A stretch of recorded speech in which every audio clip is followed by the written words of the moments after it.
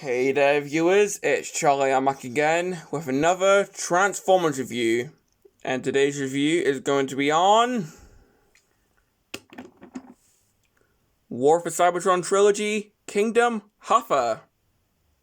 Now, unlike my previous review, which was Optimus Primal, this guy is a full-on truck. And to be honest, this kind of looks like a small version of Optimus Prime.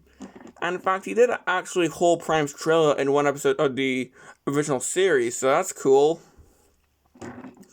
But well, before we have a look at the figure, of course, we have to look at the box.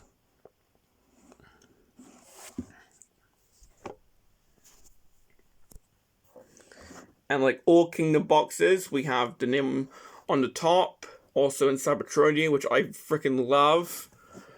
Here we have Huffer in both modes. We can see that he's actually a deluxe class.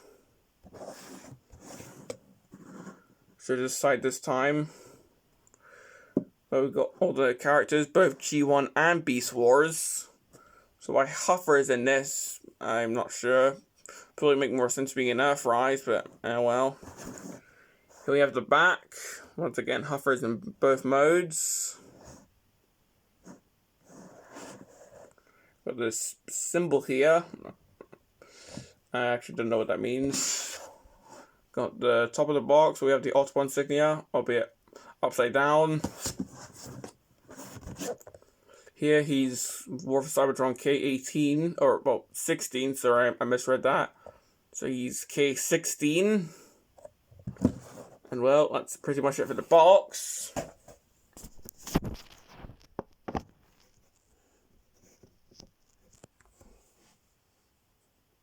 And as for the card I got, well, I got Dinobots. So I've got another new one. And, well, as you can see, it says he's a Predacon, which, well, he was in the start of the Beast Wars series. But if we peel this, we can actually see that he's now a Maximal. And I'm pretty sure that's actually the original Beast Wars Dinobot figure, because it looks like it. It doesn't look like the Kingdom Dinobot figure. It looks more like the original figure.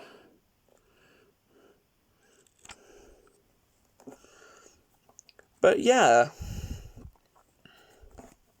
So that's it for the card. Now let's have a look at the actual figure. And well, as I said, this is a small truck.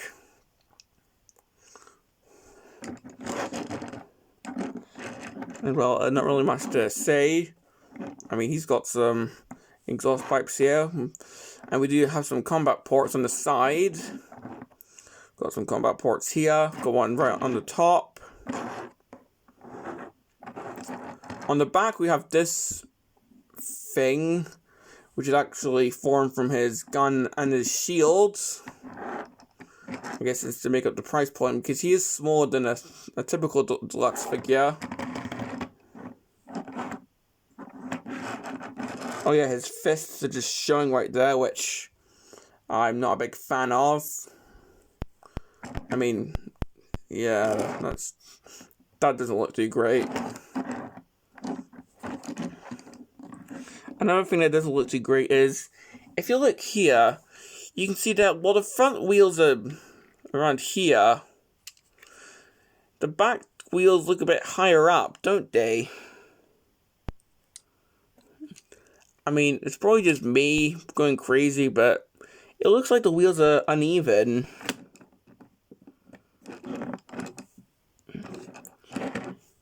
So, yeah, that's another fault I have.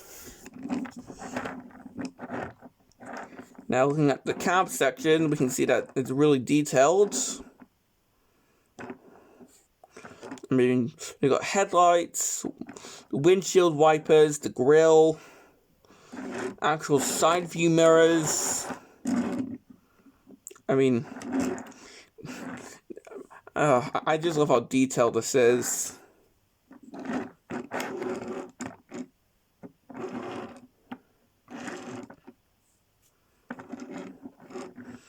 And well, that's pretty much all I have to say about the vehicle mode. Oh, I forgot to show you underneath as well, sorry.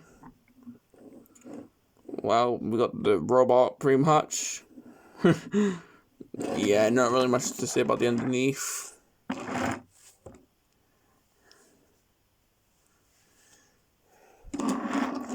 Now, for comparison, here he is with Power Core combined as Huffer, and we can see quite a difference. I mean, we can see that Power Core Huffer is actually a long-nosed truck, because I guess that's what the Bayformer movies do. Because I do class the Power Core combined figures as Bayformer's characters. I guess I just like taking short-nosed truck characters and turn them into long-nosed truck characters. Sure. I mean, me personally, I prefer the look on this guy. I mean, the orange looks a bit too dull on the Power Core figure.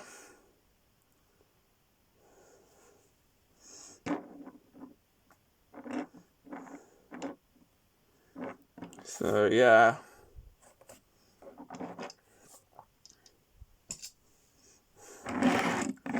Now, for the accessories, well, on the back here, so if we just take these off, you can see some detailing here, which is actually diamond plated.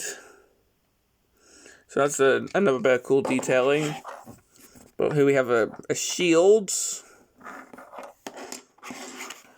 And we have these two bits, which are actually meant to combine together to form a gun.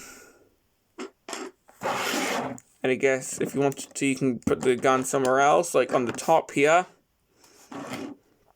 Sky's the limit.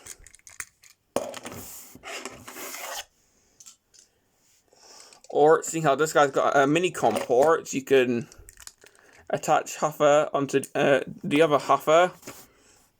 I mean, there's nothing stopping you from doing this.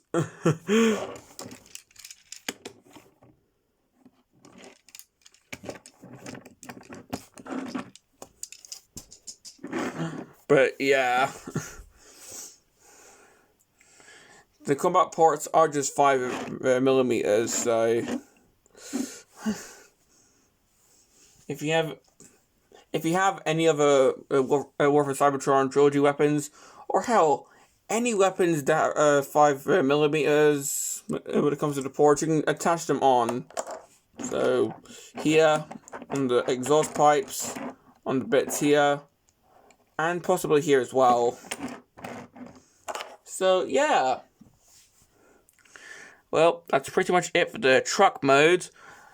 Let's get into the transformation.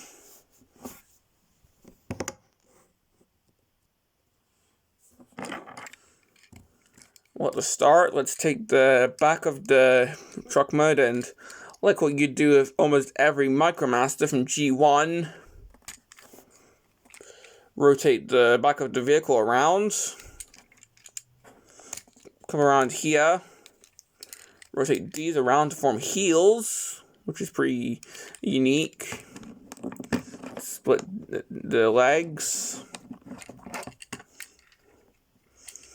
Get the fists out, like so.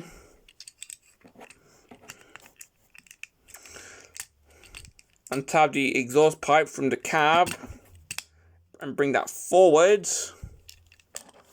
And tab the exhaust pipe from the waist section. Bring that forward.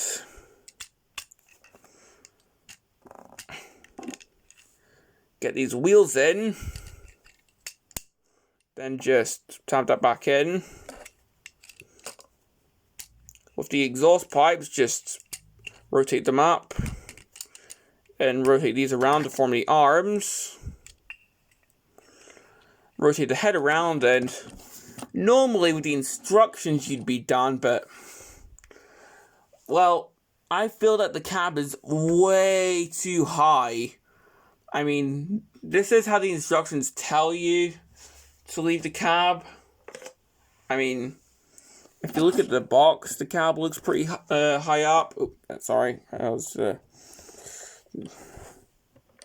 But if you know how G1 Huffer is meant to look, the tip of the cab is meant to be as close to the head as possible. So if you want them to be more show accurate, take the cab and just move that back to where it was. And there you go. Here we have Huffer in his robot mode. And with the cab down, he definitely looks way better.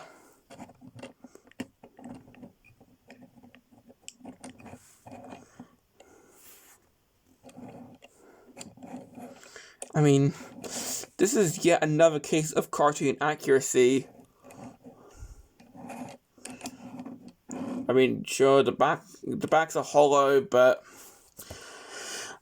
whatever. I'm used to that by now.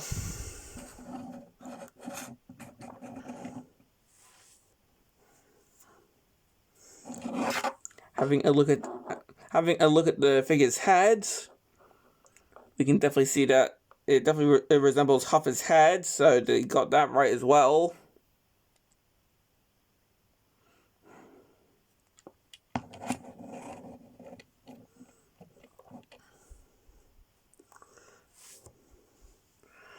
And well, before I move on, I am not finding any of those little ports on this guy to attach from the blast effects, which I'm just getting from my accessory tab. I mean, if you remember my previous reviews, like Cyclonus and the Siege and Earthrise figures, they all had the little nubs on them to attach on blast effects, but it's probably just me, but I'm not finding any on this guy, so unfortunately he can't really be shot anywhere, unless you just use the actual combat ports. They will substitute, so. But still, is that just something that they phased out? I mean, they did phase out the battle damage in Earthrise, so I guess they phased out the little battle damage, like, well, I guess they phased out the little battle effect nubs with Kingdom, and only a few figures from, like, the first wave had it. I don't know. However, his gun still is compatible with the blast effects, so that's good. So we can just put that on. I mean, lopsided. There we go. So you can still shoot. I'm using the ones that came with aimless, because those are the only blast effects I have right now. Plus with the shield, I found that the best place to put it would be on either arm, like so.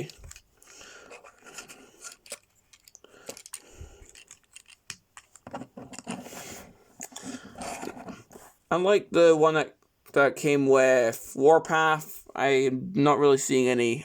Oh, never mind, I think I am seeing some. There we go.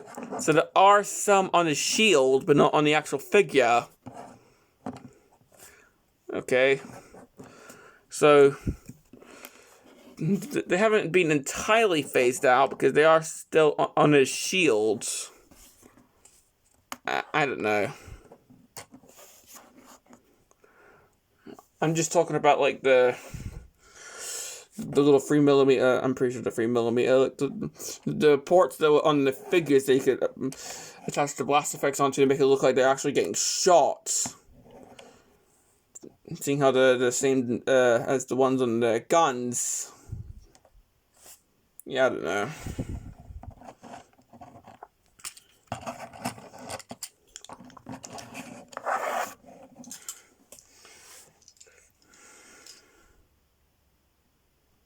Now, for a comparison, Power Core Huffer.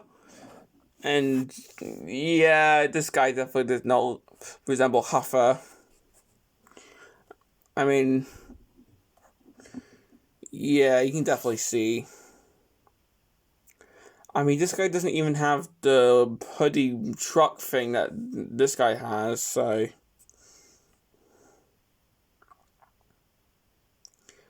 Okay, comparison's over. Let's just get this thing out of the way. I mean, just looking at this guy, it makes Power Core Huffer look weak in comparison, so let's just get this thing out of the way.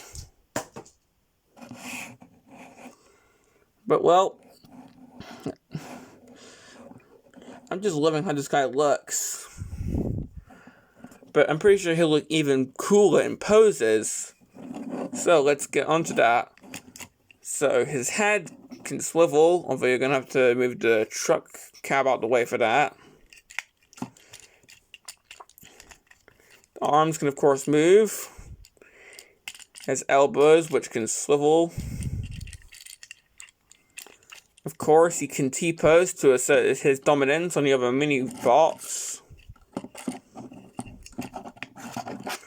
The wrists, unfortunately, can't swivel, although they can go inwards, if you want to do that. I guess due to the transformation, you could technically have a ab crunch. So he can use... I guess he could use this as a chair. Maybe.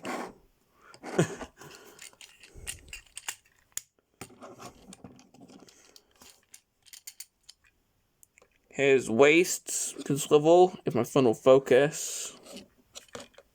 There we go. His waist can swivel. His legs can go up, go back. You can do the splits up to there. And he's got quite the good ankle pivot. I mean, just look at this.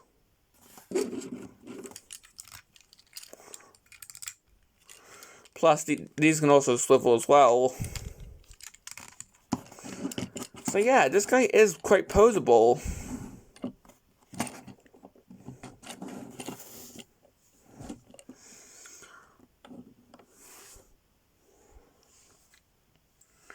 And well, that's pretty much all that I can think of to say about this guy. So, complaints. Well, the hand showing in the vehicle mode is definitely quite crappy. I mean, especially since the vehicle mode itself looks really nice. Another complaint, the uneven front and back wheels. I'm pretty sure that depends on the individual copy though, I'm not sure. Another issue, as you can see, the heels here are grey, whereas if I get the packaging, you can see that the heels are actually orange. Now, this isn't a complaint so much as a nitpick, but I do wonder what these would look like if they were actually orange. But an actual complaint, why do the instructions want you to pose the figure like this? Like, what is it? So you can store a gun here if you're not using it? I don't know. Yeah, they weren't really thinking the figure out that well, in my opinion. If they just added an extra step to move the truck cab back down, it would look way better. And pretty much this is how everyone displays the figure, and I agree with them.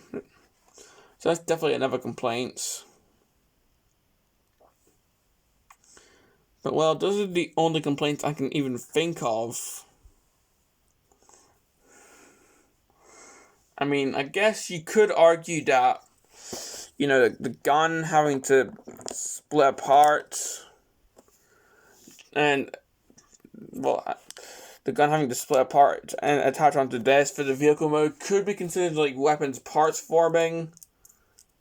But I'd say, I don't care. I'm used to weapons parts form. I'm used to parts forming and weapon storage by now, so whatever. You might not like it, but I don't mind it. But well, this has been my review on Kingdom Huffer, and before I put the camera down, do I actually recommend this figure? Well, it is hard to say because the weapons parts forming might put some people off, but other than that, this is a really good figure. So I'd say, screw it. Yeah, I do recommend this guy. I was debating saying only if you want to, just because of the visible hands and, well, you know, some people won't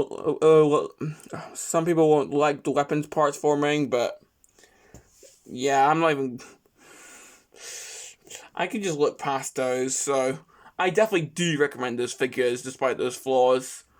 I mean, the vehicle mode looks good, the robot mode definitely looks good as well, and I'd say this is the most accurate looking Huffer figure since G1 itself. Officially, I mean, not counting third party. So yeah, if you're a G1 fan, I definitely do recommend getting this guy. Not to mention, we are getting recolors of this guy as Pipes, the GoBot Road Ranger in his e-hobby colors, and even a character called Puffer, which is actually meant to be Huffer in Pipes' colors, which was back in G1 was well, it was a character from just to look it up. But yeah, I definitely do recommend this guy or any of the upcoming recolors because this is a really good mold.